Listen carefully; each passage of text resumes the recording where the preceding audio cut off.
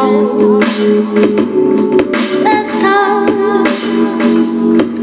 Cause the things that we're doing gets more in the water. There are watchers, creators, lovers, fakers. Today I'm going to talk about psychic healing, and there's 4 main things that come to my mind that help me a lot.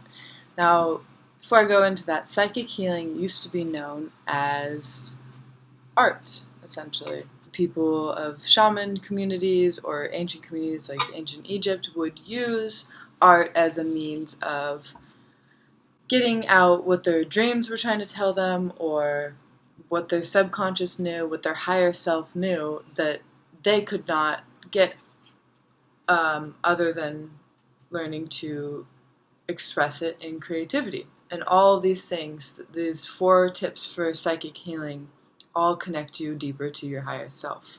Any artist wants to be connected to their higher self so that they can produce the most authentic creations that reflect them. So, number 1 is writing. Writing is a way to channel repressed thoughts or thought buildup. Throughout our daily lives, we have so many thoughts, thousands of thoughts. You know, there's TV on, there's people talking, we have fearful thoughts, we have anxious thoughts, we have excited thoughts, we have thoughts of the future, we're stressed, we're talking to friends, whatever it is, you have a lot of thought buildup. And a lot of people don't take the time to have a moment of silence to figure out what's really going on with them. So writing, for me, I wake up and I will write an entire page. You can do this any time of the day, but as long as you write an entire page without thinking, and no editing, spelling can be wrong, as long as you fill up that entire page, you will get something out of it. You will see that your mind gave you something that you did not know. And so writing is a big thing to figure out what's really blocking you. Now, as far as getting rid of the things that are blocking you, I would go into drawing and painting. So drawing, for me, you can do the same thing. You can ask a question in the morning. For an example, I just did one, and it said, "Show me what I need to know." This took me about 2 minutes. And it's a little seed that's flying out of a guy that's sitting in a ripple effect. It said, "What you send out comes back to you." So this is what's heavy on my mind right now, and it's showing me that the more I put into my creative efforts, the more will come back to me. It's a quick little exercise that helps me get a little more in touch with myself in the morning. And for releasing the things that block you, painting does wonders. So you have all these colors, and you just kind of go crazy, and you can splatter the colors, you can draw with your hands, you can step on the paint with your feet, whatever you want to do. You just want to, it's such a wonderful tool to just get messy and to get your feelings out. Number 3 is singing. Singing has gotten me deeply in touch with my higher self. It is the most vulnerable thing that you can do. And a lot of the times I have to be alone to do this. Not now, but in my early journey, before I was singing in front of people, I would have to go on sing drives where I'd go drive for an hour and find somewhere quiet and just kind of let it out. And in the beginning, I was awful. My voice would crack. I'd just be singing weird stuff.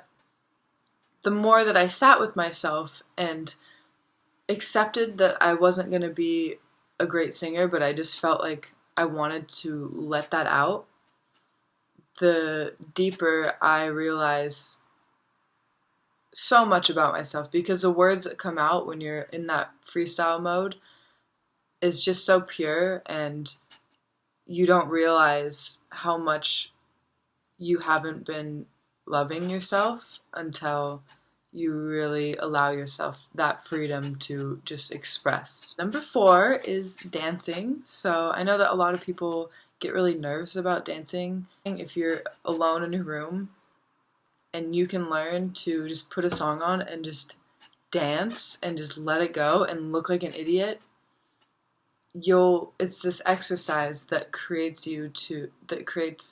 this feeling of being free, and you just completely let go.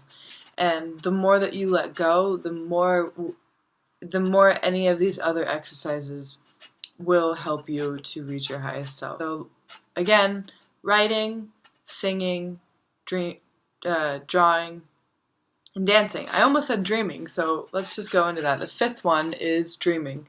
Dreaming is so magical.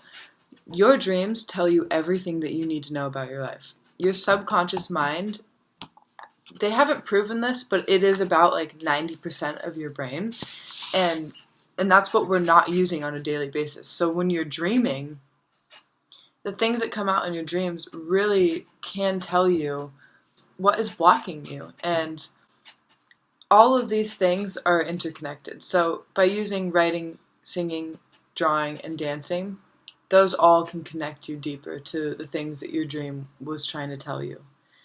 Anything that you do in life is art.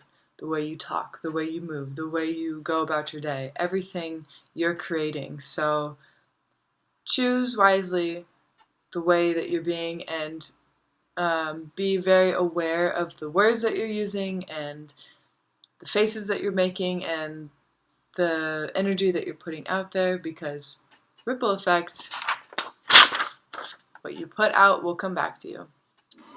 Come out blind, but I use my third eye.